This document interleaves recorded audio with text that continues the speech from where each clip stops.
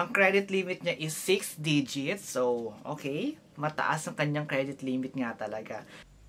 Eto na siya!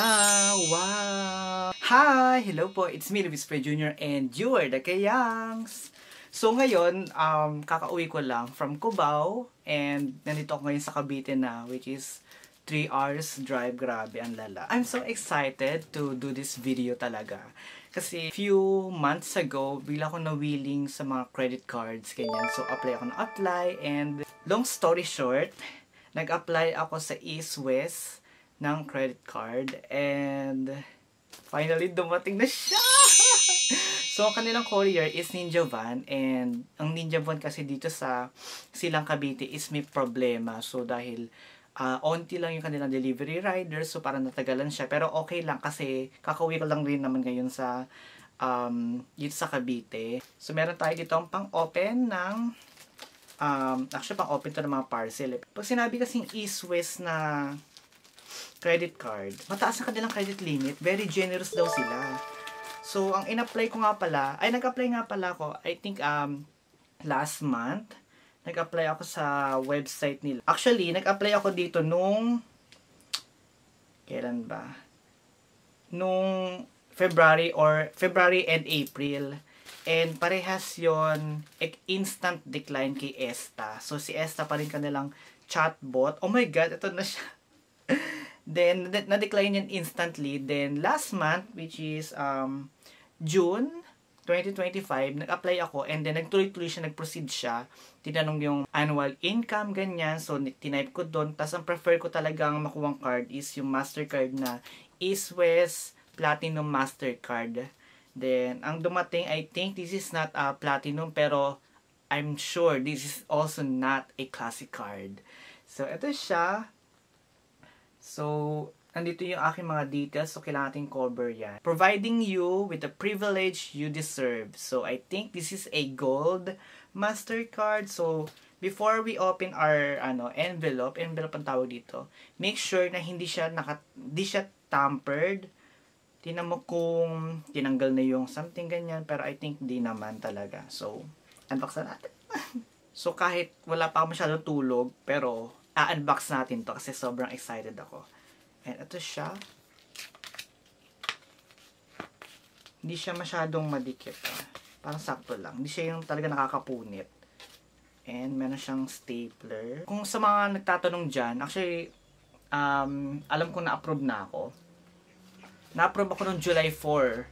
So, actually, July 4 ako na-approve, pero July 3, according kay Ninja Van, nila sinip yung yung credit card. Pero hindi sila nagbibigay ng tracking number. Kung hindi ko pa tinanong sa East West kasi tumawag ako, gusto malaman ko anong card yung approve sa akin, and sabi nila is yung gold, yung in-approve nila sa akin, hindi yung platinum, which is okay lang din naman, and makaka-reach din tayo kay platinum. So, step by step, pero at least nagsimula tayo kay gold talaga. So, ang unang lumabas is itong East West Visa and Mastercard. So, pwede ka mamili kung gusto mo ay Visa or Mastercard. Pero sabi nila, mas maganda talaga yung Visa kapag gagamitin mo siya abroad. Pero pag sa Philippines, either of two, okay naman siya gamitin. Walang pinagkaiba. Point system niya is 100 pesos equivalent to 1 rewards point. Ang credit limit niya is 6 digits. So, okay. Mataas ang kanyang credit limit nga talaga. So, ito yung ang credit limit na pinakamataas ko na credit limit. Tapos, ang statement date ko is 3rd of the month. Tapos, ang payment due date niya is 24 days after the statement date. Kasi sa video, I think 21 days or 20 days lang siya. And eto na siya! Oh my God! Eto na yung king credit card. So, kulay gold siya. Tanggalin natin tong kanyang sticker. And actually nanonood ako ng mga unboxing ng credit card ni East West. Grabe daw. Sobrang madikit daw yung kanyang adhesive. Madikit siya. Lala, dikit. East West. Totoo nga, legit nga yung chismis. Madikit yung adhesive nyo. Pangit tingnan sa card. Nagkakamancha.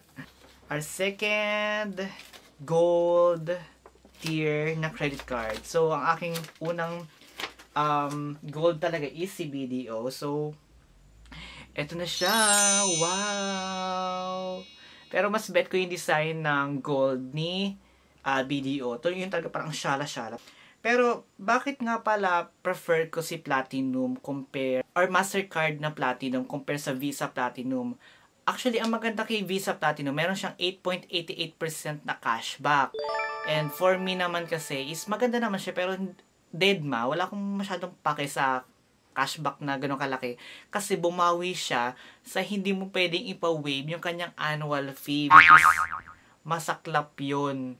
And ako kasi, gusto ko, pag magkakaroon ng card is no annual fee for life or madaling i-waive, ganyan. Ang prefer ko talaga is yung Platinum na MasterCard kasi ayun lang yung kanilang card na no annual fee for life. Pero according naman dito, dahil gold siya, so hindi siya no annual fee for life pa, pero soon, di ba? Malay mo, ma-achieve na natin yung Platinum na credit card. So, doon at least less stress na siya. Pero, sabi naman ni agent ng customer service ng East West is madali naman daw ipa-waive to. Parang magbibigay daw siya minsan ng 6,000 na spend. So, dapat single receipt daw yun. Tapos within, I think, 30 days or parang 60 days pag sinabi nila yon.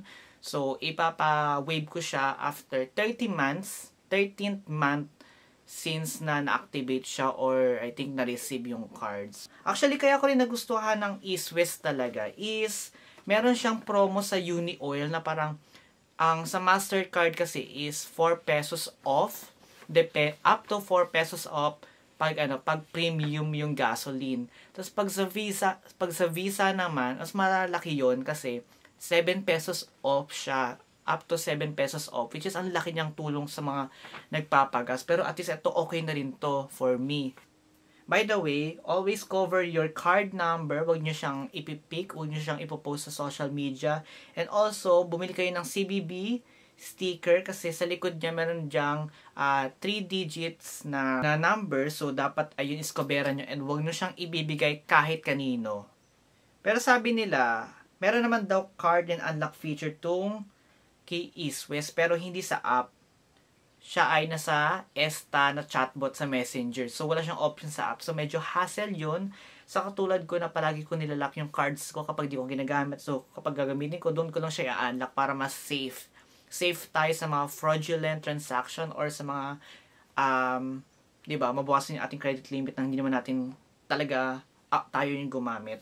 Yeah, I think yun lang ating video about this East West na credit card. So, next video is i-shoot naman natin tong dumating rin from BPI naman. So, yeah, in lang ang ating video. So, kung meron kayong katanungan about sa ating East West na credit card, leave that comment down below. So, thanks for watching. I love you all mga kayangs. Bye!